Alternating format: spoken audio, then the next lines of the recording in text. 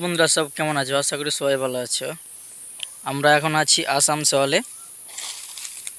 তো আমরা পাওয়ার gate company বলে একটাতে সেখানে আমরা কাম করি। তো দেখতে পাচ্ছ বন্ধুরা, আমরা পাহাড়ি অঞ্চলে আছি, অনেক গাছপালা দেখতে পাচ্ছ। আমাদের কাজ হলো এই গাছগুলো কেটে লাইন ক্লিয়ার করা, যেটা কি দিয়ে প্রতি মানুষের ঘরে ঘরে বিদ্যুৎ যাচ্ছে। সেই বিদ্যুতের কাম করার জন্য আমরা এসেছি আসানসোলে। দেখো এই গাছগুলো মানে কেটে কেটে আমাদেরকে লাইন ক্লিয়ার করতে হবে। আমাদের ডিউটি হচ্ছে সকাল 9টা থেকে বিকেল 4টে পর্যন্ত।